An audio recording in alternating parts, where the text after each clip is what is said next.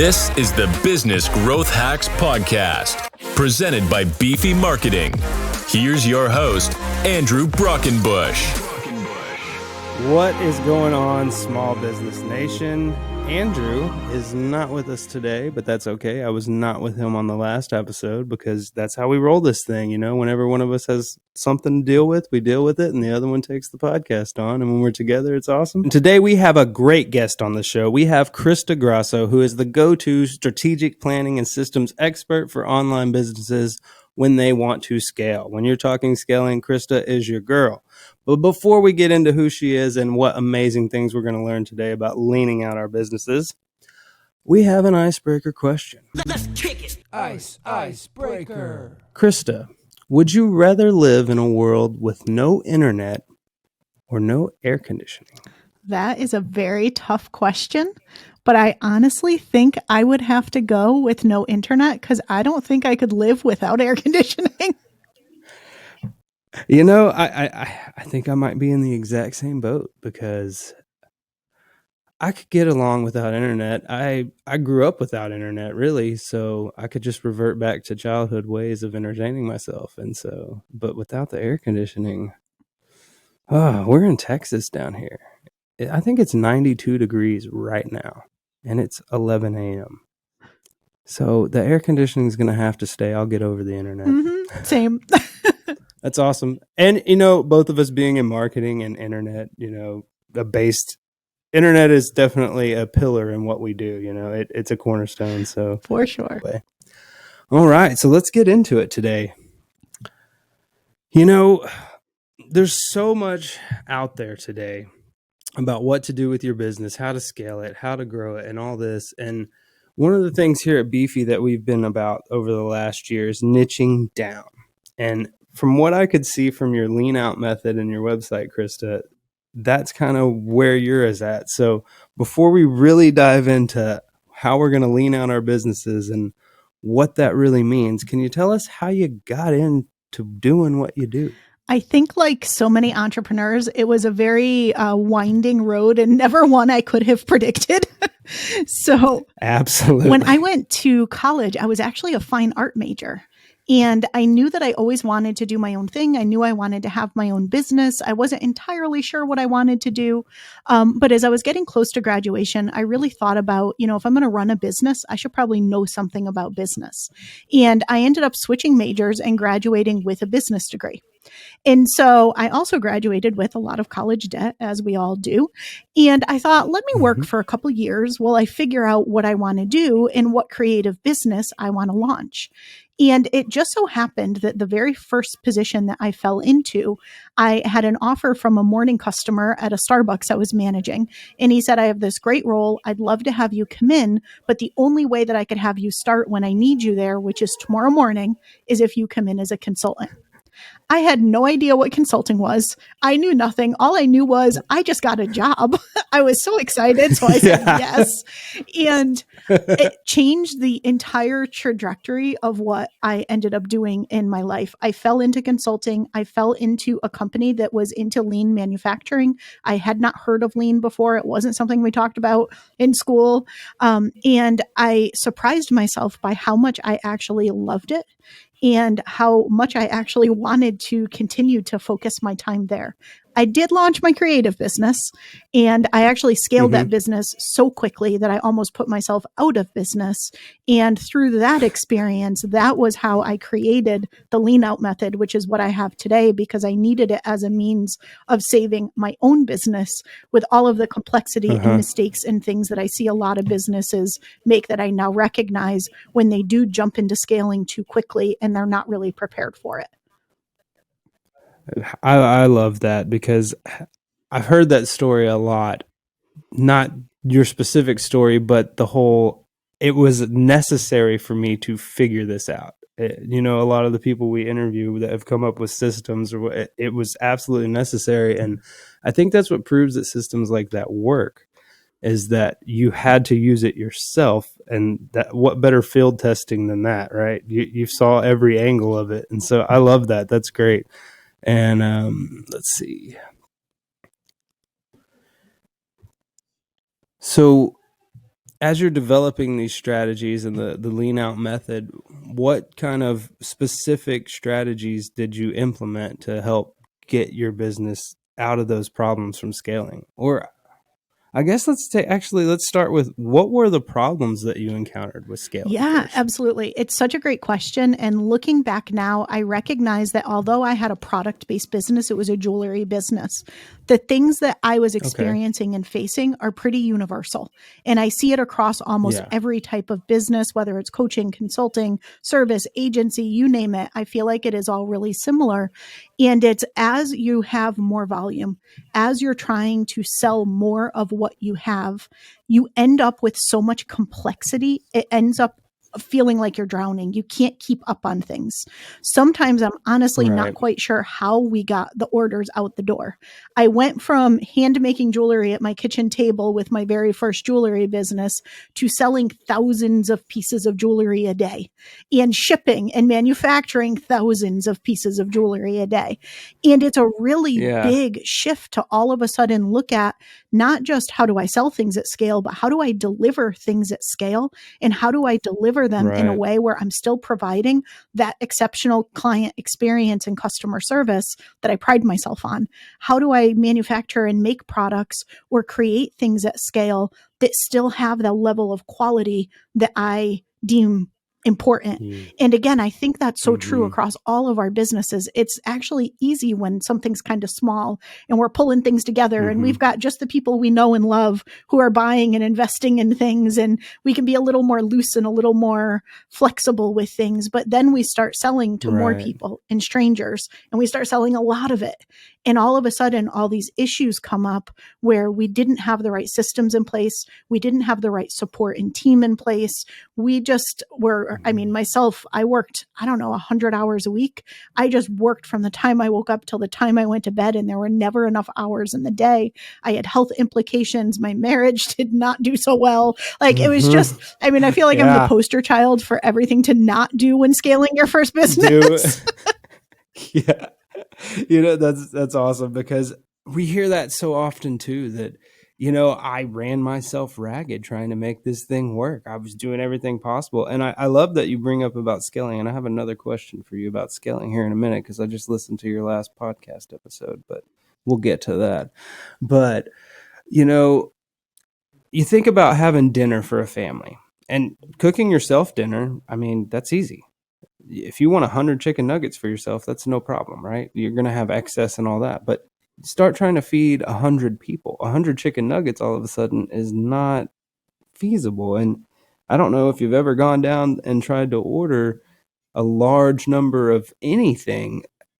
I'm trying to think of a specific example. Okay, we were doing these centerpieces for an event that we were doing, and we thought, candy bars and mason jars, and we'll just go to Walmart and pick them up. Until you needed 1,000, and there were only 200 mason jars at one Walmart, and then you had to go to another one to get. And so there's a lot of things to consider in scaling that you may not consider up front. That's those supply chain issues that, hey, you're going to have to be able to get more supply to be able to sell this many. And also, like you were saying, you were running yourself ragged, like all hours of the day, just trying to make jewelry at the table. And maybe that was a point that, I guess we'll get into that too, but maybe hiring someone at that point would have been more beneficial than running yourself ragged. Like, the biggest thing, the hardest thing for business owners is stepping out of the role of worker and into CEO and actually developing systems and putting people into place. That is the hardest transition that we always hear. And so that brings me into, in your podcast episode, I heard you give a difference between, because this is growth hacks and we're talking scaling. So you mentioned that there's a difference between scaling and growth. And I love the way that you worded it. So I wanted to ask you if you would dive into that a little bit. Yeah, absolutely. Let's see if I word it the same or not. But I'll let you know if you don't. I bet you will. No, I'm just kidding. I'm sure it'll be great either way. So to me, right, businesses go through different evolutions. And in the beginning, you're emerging. Yes. You're trying to find product market fit. You're trying to find the right thing to sell to the right person at the right price. Once you get that, you want to grow it. You want to prove that you're able to actually sell it to more people, that there's a demand and that more people want it and that you can deliver to more people. So growth to me is very much about more. You're trying to reach more people. You're trying to bring in more revenue. You're trying to really prove that this thing can gain traction. And I think that that's really important. But with that comes more expenses, typically more team and more people, more resources that are required to actually deliver it. And sometimes if you're not really careful and really intentional with what you're doing and how you're growing, you can end up actually having your profit margin get lower, even though your revenue looks higher. And so I think that you can grow in a really smart, strategic way, and you should. And I know this is something you're really passionate about. But that being said, a lot of people in the growth phase are so focused on the more that they miss the fact that they have to be intentional. They actually want to be leaning and simplifying as they're going so that they're actually growing in a way where they're increasing their profitability. But the difference to me between growth and scale is actually less but better. Scale is where you get to the point where you're saying, you know what, here's the thing that I want to go all in on. Here's the offer, the service, the product, and I want to scale this thing. And I'm going to figure out how I can serve more people, how I could reach more people, but without it taking me an incremental amount more of resources. Instead of like 1 hour, one person, 10 people, 10 hours, it's 10 people, 1 hour. You're able to figure out how can I deliver this, produce this, sell this at scale, and it does not take the same number of resources multiplied by the same number of people that I'm delivering to. And that to me is the key and importance of scaling. Is it's really about leverage. Scaling to me is about leverage. It's picking the one thing you want to go all in on or the few things you want to go all in on and trying to optimize what you're doing and leverage what you're doing so that you are able to sell more, but with less time and with higher profits. Yeah, I love that. And when I was listening to that podcast episode, and you were pretty close, dead on there, so good job. But as I was listening to that episode, I was thinking, man, this is exactly where we're at as an agency right now, you know, because we've been servicing who needs marketing, small business owners, but that's not very niched in, right? So we've been trying to lean it out a little bit. And who are we focused on? Because for a long time for us, it was if we niche in, if we lean into one thing, then we're excluding everybody. And we don't like to exclude people. We want to help everybody. But what we realized is just because our marketing efforts are geared towards nonprofits does not mean we can't help the business next door if they come in and ask, or anyone that pops in and says, hey, I'd like to work with you. They're still on the table. All these tactics still work. We're going to specialize in a certain area is what we need to do. And the thought process that led to that, honestly, for me, I know with Andrew, it was different, our CEO, but for me, I was sitting at Raising Cane's one day, and I don't know if you know what that is, but it's a chicken place. All they sell is chicken strips. If you buy a sandwich, it's 3 of their chicken strips on a piece of toast that comes with the chicken strip meal. They only have 3 ingredients: fries, chicken strips, toast. They sell them to you in a couple different ways, but that's all they do. They do it very well and very efficiently. It's delicious, it's ready, it's fast, you know. And so that's what kind of got me thinking, man, if we focus on one thing and specialize in that, we will be the expert on that. And then people will want to come to you for that. And so I think that's something that business owners need to learn. And I think it's one of the things that you're teaching in your method. Do you mind going into a little bit on how you create your plan for a business when you're going in to lean something out? Yeah, absolutely. So what I find happens really often, and one of the reasons why businesses need to lean out, is because we're really, really good at saying yes to all the things, and we're not really good at saying no and getting rid of things. And this is how you end up where I was working 100 hours a week. Did I need support and systems? Yes, absolutely. But was I also spending a whole lot of time on things I did not need to be doing because I was too afraid or too busy to take the time to actually say, I don't need to do this anymore. Right. And so more often than not, there is a lot of time in your business. There's usually a lot of money in your business. And it's just that we don't give ourselves the space or the time or even the container to go and look at, what do I really need to be doing? And so I start every engagement, every single thing I do with a client by the first pillar of Lean Out Method is context. And so we look at their context. What is the vision that you have? Has that vision evolved or is it time for it to evolve? Where do you really want to take this things, and where do you want to take it across the business? What do you want to be known for? Who do you want to serve? How do you want to do that? Your clients, what do they need from you? What do your clients of tomorrow need from you as opposed to the clients of today? And then you, what's your role in the business? How much do you want to work? What do you want to create space for outside of the business? And so we start with that vision, what I call your next level vision. And then we look at, do you actually have a business model that's in alignment with that and that's going to take you there? Do you have a business model that's going to allow you to get there within the capacity you want to actually work? Or do you have a business model like I had that required me to work 100 hours a week, right? And so we have the freedom and flexibility to build our business any way we want, to work as much or as little as we want. But we often create conditions and business models around us that don't actually allow us to do what we really want. Yeah, I know. I pigeonholed myself a couple weeks ago where I just made a crazy schedule for myself. And I was talking to Andrew about like, man, this schedule is just nuts. And he's like, well, you made it. I'm like, yeah, I did. I can change it too, right? And so that's the whole point of being a small business owner or working in a small business is to have that flexibility, right? Why not create it for yourself? And I think one of the things that we're afraid to do as a business owner is take time away from getting the job done to make the job getting done better. And finding the time to do that when you've got, 3-4 things going on that are pressing today that need to be done, or you're trying to get inventory out. I mean, you don't see us stopping making jewelry as being beneficial to your business, but was stopping making jewelry beneficial to your business? Yeah, well, the irony is what it took for me to actually create the Lean Out Method and for me to actually save the business that I had was taking time out of the business. I reached that breaking point where I was hearing from all of my manufacturers and my sales reps, like, you need to move production to China. You need to get your costs down. I didn't want to move it to China. I have a handmade in the USA product. I loved that. That was part of my values.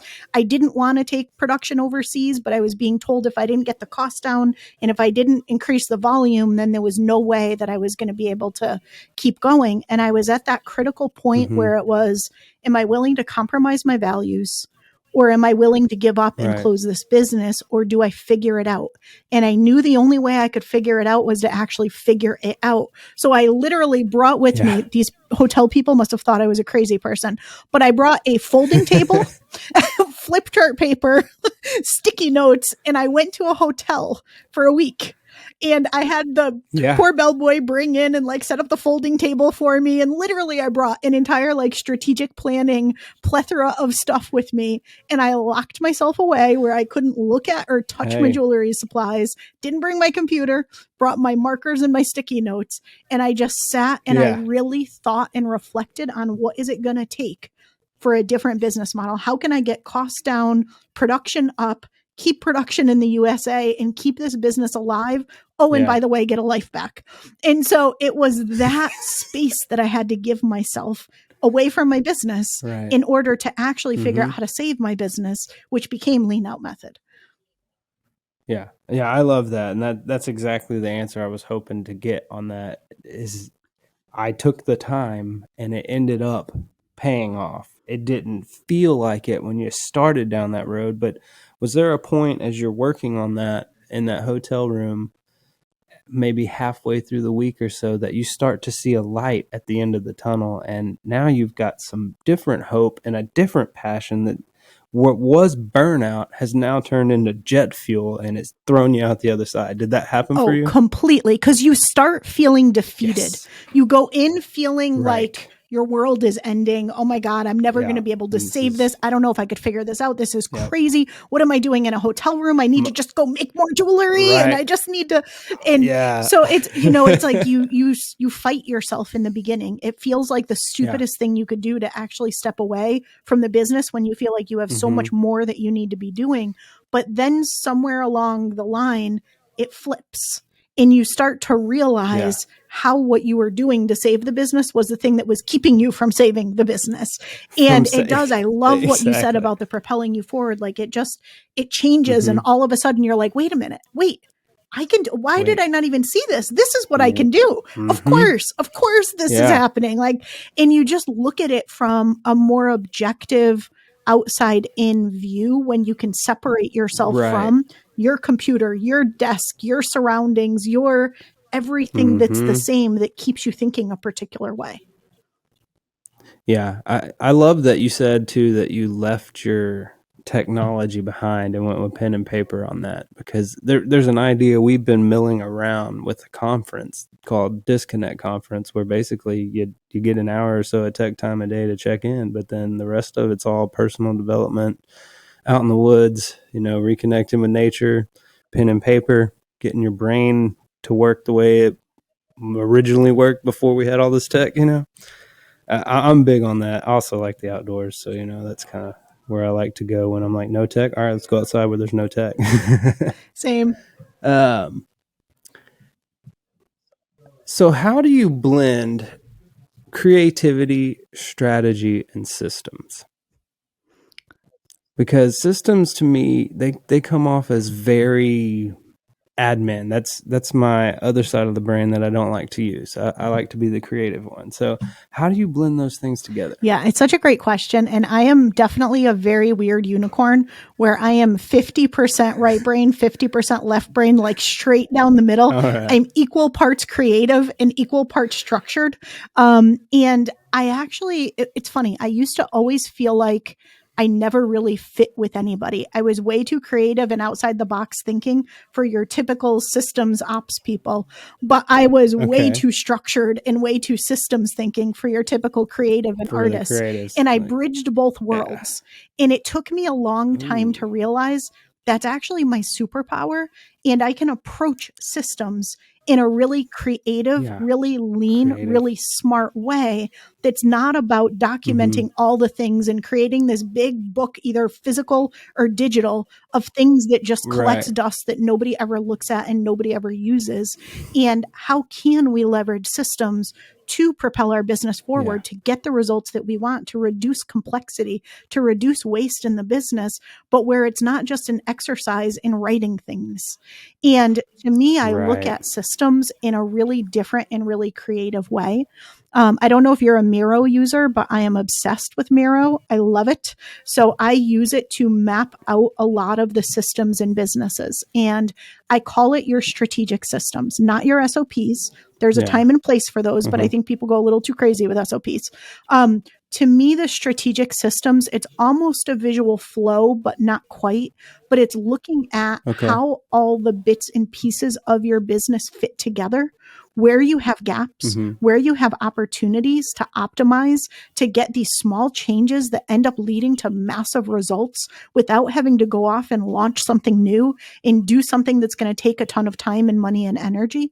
And to me, that's the power of systems, but it's a very visual activity to me. It's a very creative activity to me.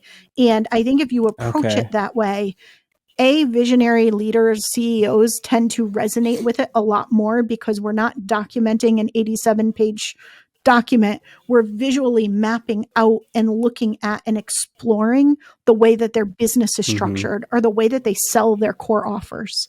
And I find that to be so incredibly powerful.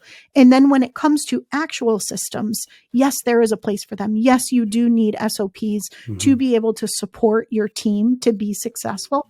But I think people go to extremes. And I call my systems framework the 180-20 systems framework. And more often than not, I think we need 20% systems and people do 100% systems. And 100% systems are your typical SOP that for every single thing you do has every detail and every step and every screenshot and everything where somebody with zero skill can pick it up and follow it precisely. But how often do we hire somebody in our business that literally has zero skill in that we're hiring to follow a piece of paper? Usually we're hiring people to use their brain and their expertise. And we need to give them a 20% system that to me is, here's how we do it differently. Like, here's the unique thing that you need to know about how we approach this. And here's what success looks like for us.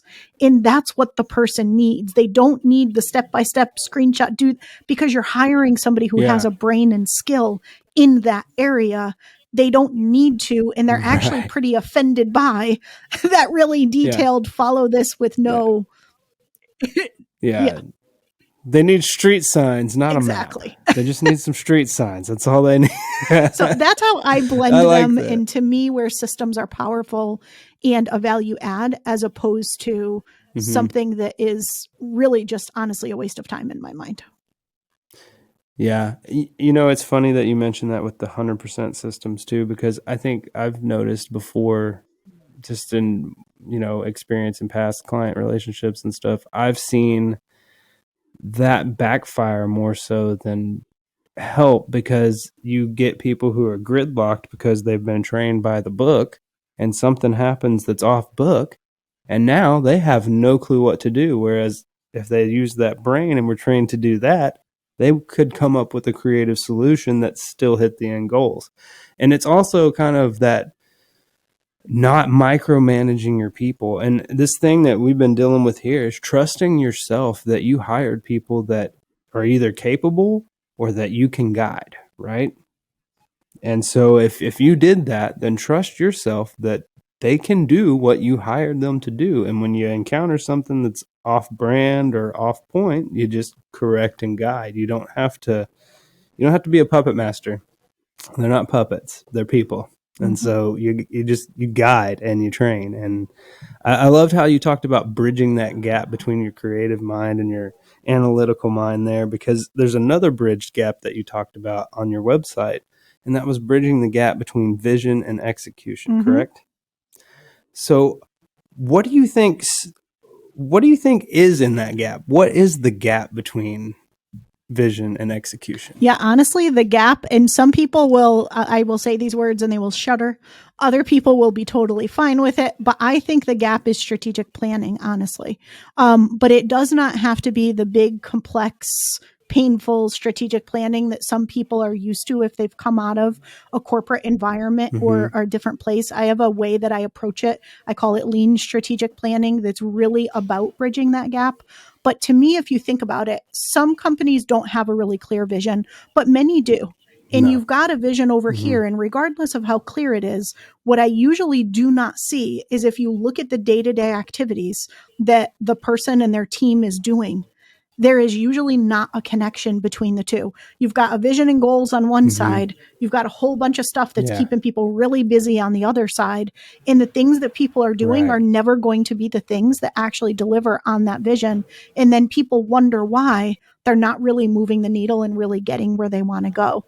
And I think that the only way you can really make that connection is with a lot of intentionality. And that to me is where lean strategic planning comes in. And it's looking at we know where we want to go. We can start with the end in mind. How do we reverse engineer our results? And what's the thing that we need to be focused on, or the few things we need to be laser focused on in the next year and the next 90 days to be able to actually get there? And you want to align everybody on those things. Now, it does not mean that you don't leave space for innovation, that you don't leave space for pursuing that brilliant new idea that you had before breakfast this morning, because we all do as entrepreneurs, right? It's, you need adaptability and flexibility. It's not a locked in, rigid thing, but you still need a plan, and your team especially needs clarity on what they should be focused on and what success looks like and what outcomes they're working towards. Otherwise, they become people who are just checking things off a list, and they're waiting for you to feed them that list. And then when they're done, they're done. Right. You want inspired ownership. Right. You want people that see where you're going. They know what's important. They know how what they're doing is contributing to it. And they're stepping in and getting it done and owning those outcomes and results. And to me, that does not happen without strategic planning.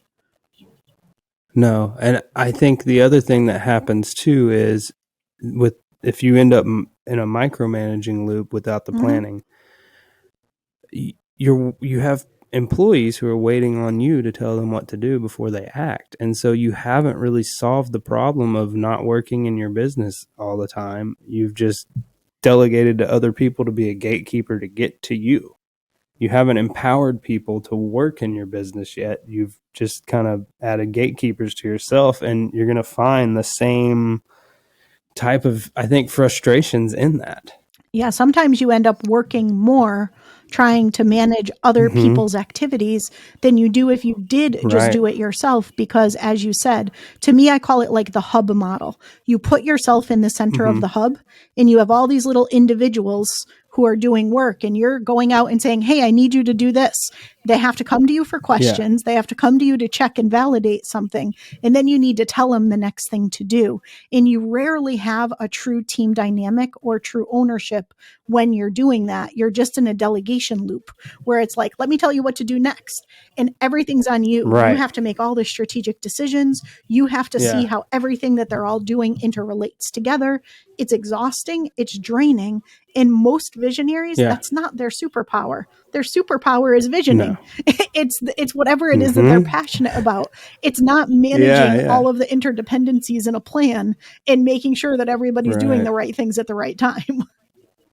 Yeah, you're 100% on that. I know. And I think if we applied this logic to any other activity, let's say a team rowing a raft. If we're in a raft together, and let's say we have a leader who's dictating what everybody's going to do in this raft. If the model is I row and then look back at you to see what do I row again, where are we going to go down this river? We're probably going to be blown by the current of the river and have no control, right? And so I think that's what we see happening too with small businesses that are just filtering out. I think it's one of the factors on why half of the small businesses that start fail is because they don't think of these things. You get frustrated and you might just pull the plug or not think this thing is salvageable, and not being able to step back and look at it and what am I the problem here? You know, you got to be able to do that as a business owner. Like, be open to the thought that as you analyze your business troubles, it might be looking in the mirror at you. So, you know, that it comes with a grain of salt. I mean, being a business owner, because it's a lot of personal development as, you know, it is business development. I think I just got a couple more questions for you. How do you look at measures or solutions that you come up with and ensure that that's going to be sustainable for scalability? Like, what factors go into ensuring something will be sustainable? Yeah, it's such a great question because so often people do not think about sustainability. They're looking at the next quick win, and they put themselves on more of a revenue roller coaster, or what I call the hustle hamster wheel, where every single thing that they complete, there's now a gap and they've got to go out and do it again. And so I always like to think and do everything that we do with sustainability in mind. And there's sustainability on different factors. There's sustainability from a capacity and effort perspective. Like, can you continue continue to actually do this thing and deliver this thing and maintain this thing. But then there's also sustainability in a results perspective. Are you going to be able to continue to get the level of results? And so to me, I think that there's a few different factors that come into this. If we keep going with the lean strategic planning talk, there's a exercise and an approach that I recommend everybody follows that I call capacity-based planning. And if you do not use capacity-based planning, you end up in the model I was in, where you just work until exhaustion at the end of every day, go to sleep, start over and do it again. I think you want to start with, what is the capacity that we have for our business? What's my personal capacity? What's the team's capacity? And how can we commit to what we're going to do within the capacity that we have? I think it's being honest about that capacity too. I didn't mean to cut you off, but I think that's important to note, being honest about what your capacity really is, because at the end of the day, we want every job that we could take on, but what is our bandwidth is very important to know. Yeah, I agree completely. And the other thing too, and this freaks people out when I tell them it, but I highly recommend when you do your capacity-based planning, you also leave a 30% open, unscheduled space, because I guarantee you that there are going to be things that come out of left field you didn't see coming. You are going to be more favorably estimating, that's going to take me 2 hours. 2 days later, you're still working on it. So I always tell people, leave 30% protected space when you are committing to things. So if you've got a 40-hour work week, you really have about 28 hours that you're committing to things within. And again, people are like, but I have way too much to do. I can't even get it done in 40. I'm not going to be able to do it in 28. And you are never going to be able to do it. This lets you actually you're not going to be realistically look at what you can do. And it forces you to prioritize what's most important instead of wasting time on a whole lot of things that really aren't the most important things. Yeah, that's absolutely. Make sure where you're spending your time is where you need to be spending your time. And I think that brings us back to that point of make sure that you are taking that time to look at your business and develop these systems and these plans and these strategies. And you may need someone to come alongside you, like Crista, to help you walk through this process and learn what you need to do. So with that said, before we get to the hack and end the episode, would you tell everybody where they can find your podcast and find you online? Yeah, absolutely. So you can find me at leanoutmethod.com. That will take you to all of the things. And if you'd like to check out the podcast, I talk about a whole lot of stuff similar to what we talked about here today. It's leanoutpodcast.com. Awesome. Thank you for letting our listeners know that. Listeners, if Crista said something today that stuck with you and you want to talk more with her, make sure you reach out, leanoutmethod.com, correct? Look that up and get with her. And I'm sure she is going to have plenty of awesome strategy to feed you.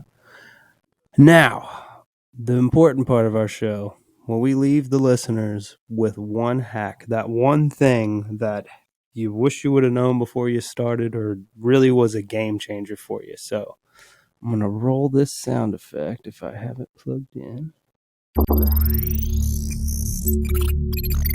Hacks! All right, Crista, what's your business growth hack for Small Business Nation today? Absolutely. So it's a technique that I developed that's called CHUCK.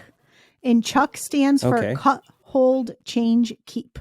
If you want to actually make sure you're focused on the right things, and you want to work within the capacity that you have, you want to take a look at all of the different things that you're doing in your business, that your team is doing, even the offers that you're selling, and you want to run it through the filters of, what should I cut? What should I place on hold? What should I change so I get better results from it? And what should I keep exactly as it is today? And you want to look at things and evaluate things through the lens of, am I getting the right return on investment? Is it still aligned with where I want to take the business in the future? Is it still fulfilling? Is it something I enjoy doing and still want to do? Or is it investment? Maybe something that you're not going to see an immediate ROI on, but you know that over time it's going to pay off. So you've got that blend of your short-term wins and your long-term sustainable strategies.